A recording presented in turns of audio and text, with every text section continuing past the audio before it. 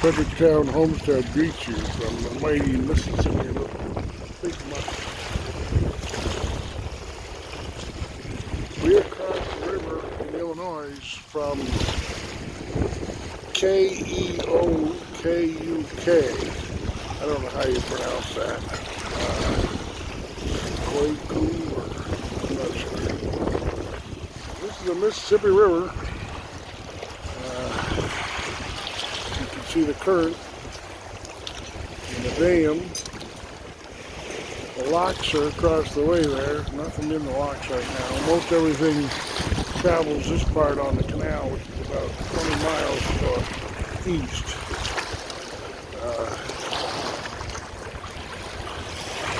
I don't know what these girls are up to. They're stringing a rope or something.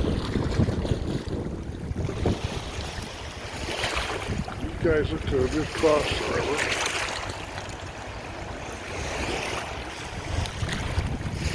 When they were out there in the current, just before I caught them on tape here, that looked like all that boat could do to handle it.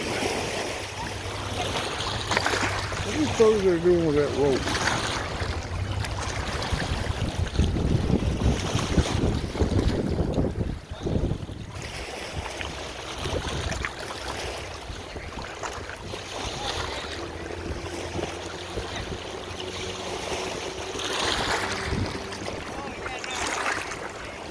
Oh, going up an anchor.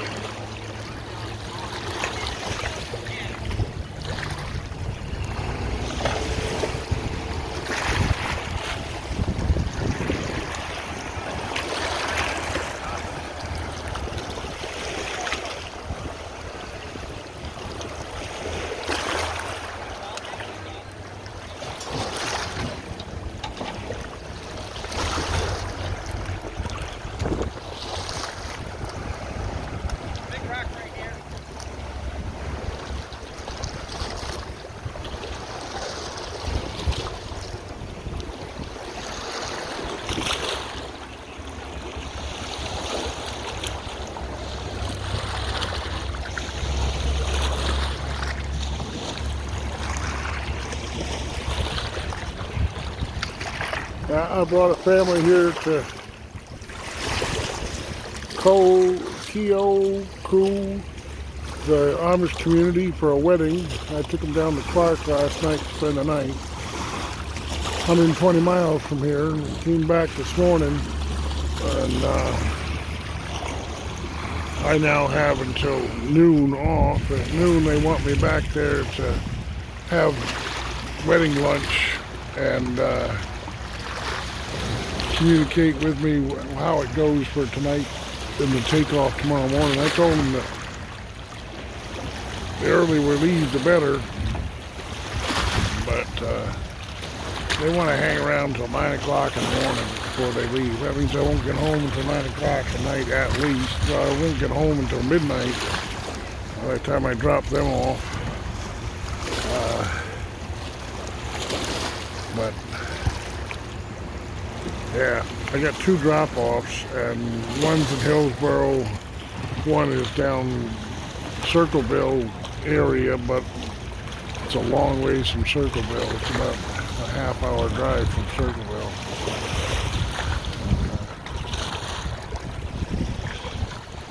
So once I get them dropped off, then I drive back north to go to sleep for a little bit, and then get down to Vanceburg for 10 o'clock on Saturday. Pick up one of the old residents of the Fredericktown community, bring him up for a visit, and yeah, that'll finish my week out.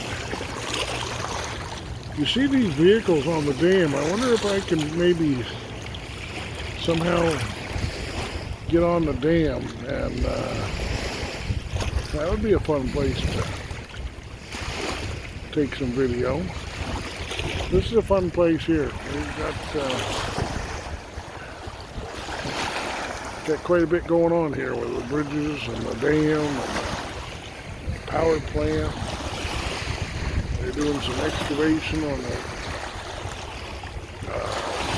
bank over there. If I can catch it on video here, I think it's right there.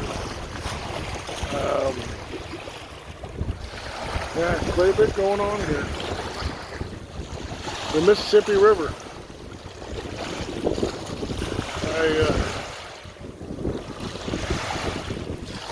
I got some breakfast at Denny's. Denny's never does a really good job at breakfast, but it's passable.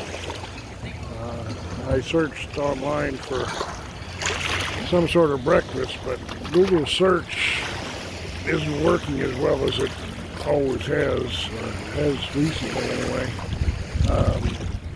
I couldn't find anything as far as a restaurant that would have been nice. I guess all these are together, huh? We got these big totes.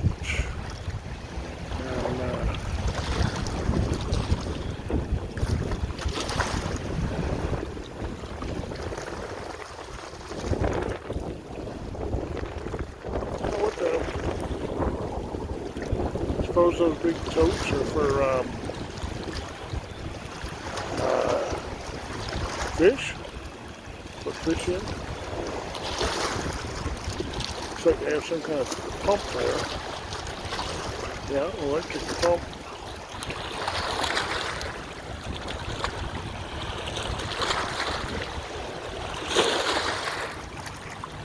Well, quite an operation. The Mississippi River. It's hot and humid here on the river, and the sun's coming out. We had rain all night.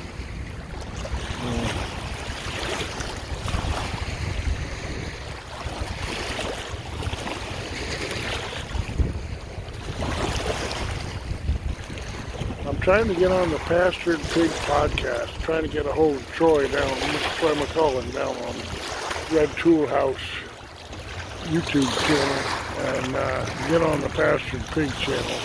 He just had pigs.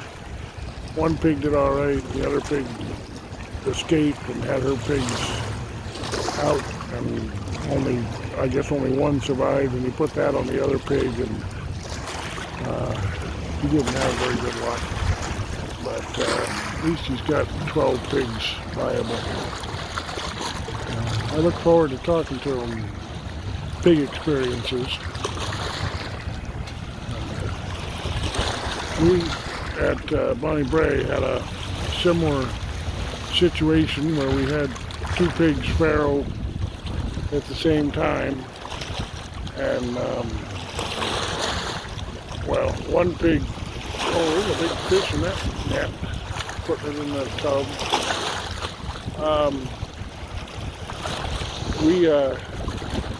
When the second one farrowed, a day or so, maybe 2 days after the first,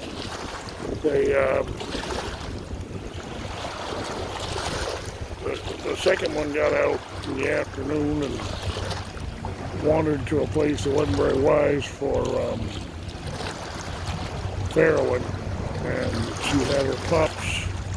But Lori, my wife at the time, was right on top of it. She was out there in the dark. That was before the days of headlamps. We didn't have flashlights that connect to our forehead. It would have been nice back then. All we had was flashlights with D batteries that go dead at the war spots. Two of them. And she was out there with a box full of batteries. And she took those babies and made sure they were breathing and got them up to their mom, and then cajoled their mom into a safer place, actually inside our garden, but it was a safe place for her to be. And all of her pigs but one survived. She had a runt that didn't survive. But they're going to clean some fish right out there, I think.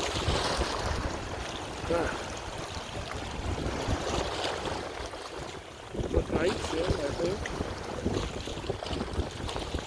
I'd just like to talk to Troy about my pig experiences and his. He has 3 boars, and when he reintroduced his Mungo, the one I would have called Boris, back into the other two. Of course, they fought. That's natural. And tell him what I think. He wanted to put, one of his options, he said, was to put his viable boar, his best boar, in with a big fat, I don't know how many year-old sow that hasn't had pups in a while. And he thinks that because she hasn't pigged out lately, she won't. If he puts her in with a boar in with her now, just the two of them, they're not going to stay apart, and the boar will eventually breed her. And this is a horrible time of year to breed, because that means you've got fall pigs and you're keeping pigs through the winter. Nasty time. But I'd just like to talk to Troy about my experiences and his, and share. He's a great one to listen to on the podcast, Pastured Pigs. Look it up if you like interesting podcasts. Alright, I'm going to cut this short. JB the Milker here saying God bless from Mississippi River.